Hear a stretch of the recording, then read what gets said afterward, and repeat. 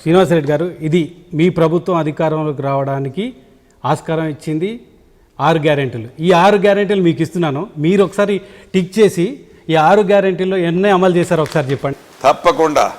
ఏదైతే ప్రభుత్వం ఏర్పడిన మొదటి 36 గంటల్లోనే 200 యూనిట్ల కరెంటు అర్హులైన ప్రతి పేదవాడికి ఇస్తామని ఇచ్చాం.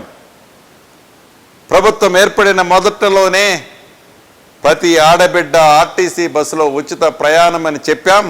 అన్న మాట ప్రకారం ఈ రోజు వరకు 1,25,00,000 మంది ఆడబిడ్డలు ఉచితంగా సుమారు 4,000 కోట్ల రూపాయల పైగా విలువ చేసే బస్సు ఛార్జీలు రాయితీ ఇందిరమ్మ ప్రభుత్వంలో ఇచ్చిన మాట నిజం.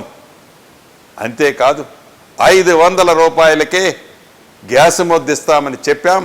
అన్న మాట ప్రకారం 500 రూపాయలకే ఉచితంగా ఇందిరమ్మ ప్రభుత్వంలో గ్యాస్ ముద్దిస్తున్నాం. ప్రతి పేదవాడికి ఇందిరమ్మ ఇల్లు ఇస్తామని చెప్పాం.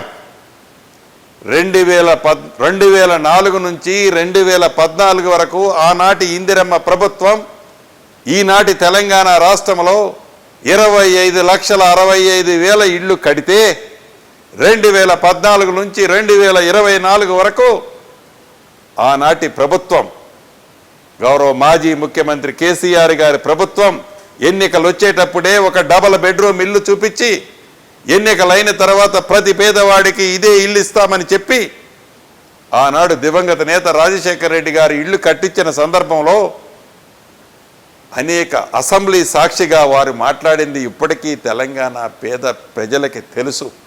అమలు చేసిన పథకాల గురించి చెప్తాను, తప్పకుండా అది కూడా చెప్తాను. రమేష్ గారు తప్పకుండా మాట్లాడి చెప్తాను కదా, ఇస్తాను చెప్తాను, చెప్పకుండా అట్లుంటాను. చెబితే ఏమనేవాడు, నీ కోడలు వస్తే ఏడబడుకుంటుంది, అల్లుడు వస్తే ఏడబడుకుంటాడు అని చెప్తే ఇచ్చిన ఇళ్ళు ఎంత అంటే కేవలం 68,000. ఇప్పుడు ఇందిరమ్మ ప్రభుత్వంలో వారు కట్టి వదిలేసిన వాటిని బేసేజాలకి పోకుండా వాటిని కంప్లీట్ చేసి వాళ్ళలాగా పింక్ కలర్ షర్ట్ వేసుకున్న వాళ్ళకే ఇల్లు ఇవ్వటంలే. పేదవాడైతే అర్హుడే. పేదవాడు ఏ పార్టీ అన్నది ముఖ్యం కాదు, ఏ కులం అన్నది ముఖ్యం కాదు, ఏ ప్రాంతం అన్నది ముఖ్యం కాదు అనే విధంగా ఇందిరమ్మ రాజ్యంలో ప్రతి పేదవాడికి ఇల్లు ఇచ్చే కార్యక్రమానికి మొక్కుబడిగా శ్రీకారం చుట్టకుండా సైంటిఫిక్గా బెనిఫిషరీస్ని ఐడెంటిఫై చేసే కార్యక్రమం శ్రీకారం చుట్టాం. ఈ డిసెంబర్లోనే 4,50,000 ఇళ్ళు. రాష్ట్ర ఆర్థిక పరిస్థితి బాగలేకపోయినా సుమారు 22,000 కోట్ల రూపాయలతో ఇల్లిస్తున్న ప్రభుత్వం ఇందిరమ్మ ప్రభుత్వం.